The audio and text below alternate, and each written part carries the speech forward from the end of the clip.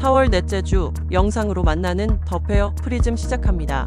지난달 19일 KG모빌리티의 경비용 역업체 지급한 용역비 일부를 돌려받는 방식으로 수억 원을 횡령한 혐의를 받는 KG모빌리티 정용원 대표 등 전현직 임직원 4명에 대한 경찰의 압수수색이 있었습니다.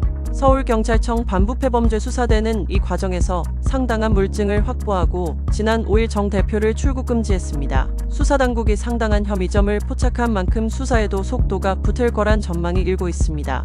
이와 함께 현재 혐의를 받고 있는 전현직 임원의 추가 범행에 대한 수사 가능성도 제기되고 있습니다. 경찰이 KG모빌리티가 과거 체결한 용역 계약을 살펴보고 있는 가운데 혐의가 드러날 경우 재수사의 가능성도 충분하다는 분석입니다.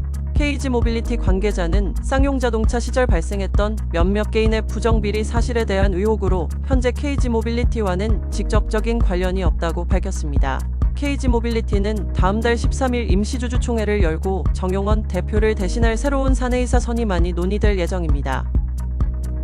멕시코 일간지 아니말 폴리티코는 지난 11일 효성 TNS의 자회사 효성솔루션이 멕시코 국방부와 사회복지은행 방코델 비에네스타에 납품한 복지 ATM 3,200대에 대한 당국의 관리 소홀을 지적했습니다.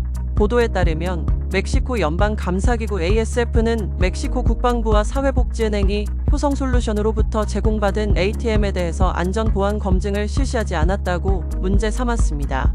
ASF는 보고서를 통해 멕시코 국방부가 효성 ATM의 안전성능 관련 요구사항을 충족하는지 확인하는 절차가 미흡했다고 전했습니다. 사회복지은행 역시 효성으로부터 ATM을 받아 설치한 첫 해 보안 취약성 시험은 물론 유지관리, 기술 지원 등에 대한 검증이 없었다는 지적입니다. 효성그룹 관계자는 ASF의 보고서가 멕시코 국방부를 겨냥한 지적일 뿐 자사가 납품한 ATM기는 현재 안전기준을 충족했으며 아직까지 어떠한 문제사항도 접수되지 않았다고 답변했습니다.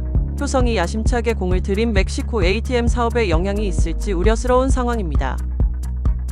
아르바이트 구직 플랫폼 알바몬이 근무관리 전용 어플리케이션의 전자근로계약서 서비스 업데이트를 예고해 청소년 근로자의 근로계약서 작성 실태가 크게 개선될 수 있을지 관심이 집중되고 있습니다. 알바몬은 이달 초 기존 웹버전으로 제공하던 근무관리 서비스 보스몬을 전용 어플리케이션으로 출시했습니다.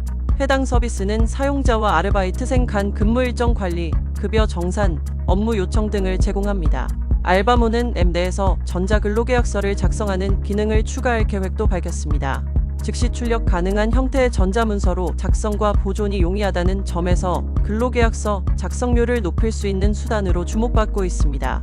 특히 알바몬의 이번 업데이트가 청소년 아르바이트생들의 저조한 근로계약서 작성률을 끌어올려 이들의 근로환경 개선에 도움을 줄 수 있을 것으로 기대됩니다. 건전한 알바 문화 형성을 위한 알바몬의 혁신이 근로자도 사용자도 모두 납득할 수 있는 근로환경 조성에 일조할 수 있길 바라봅니다. 8개 분기 만에 흑자 전환에 성공한 넷마블이 올해 신작 출시로 상승세를 이어갑니다. 지난해 9월 출시한 세븐나이츠 키우기의 흥행과 함께 선택과 집중 전략으로 수익성이 떨어지는 사업을 정리한 것이 영업 흑자로 전환하는 데 주요했다는 분석입니다. 세븐나이츠 키우기로 흥행 공식의 감을 찾은 넷마블이 올해 상반기 3종의 신작 카드를 꺼내들었습니다. 각기 다른 장르로 여러 갈래의 이용자 풀을 확보한다는 계획입니다. 상반기 넷마블의 출시 예정작은 아스달 연대기 세계의 세력, 나 혼자만 레벨업 어라이즈, 레이븐2 등입니다.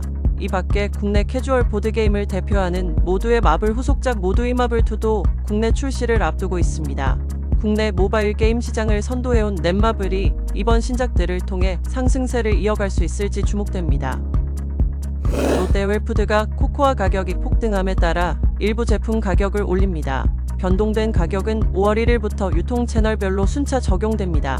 코코아를 원료로 한 초콜릿류 건빙과 17종이 대상이며 평균 인상률은 12.0%입니다. 국내 최대 초콜릿 사업자인 롯데웰푸드는 국내에서 유일하게 공장으로 카카오빈을 수입해 초콜릿을 만들고 있습니다.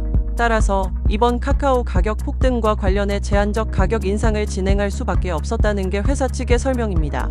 롯데웰푸드 관계자는 인건비 등 가공 비용도 오른 상황이라 카카오 원물을 이용해 제품을 만드는 국내 유일한 업체인 롯데웰푸드의 초콜릿류 제품 가격 인상이 불가피했다며 장기적인 수급 불안정에 적극 대비하면서 제품 품질을 유지하도록 최선을 다할 것이라고 말했습니다.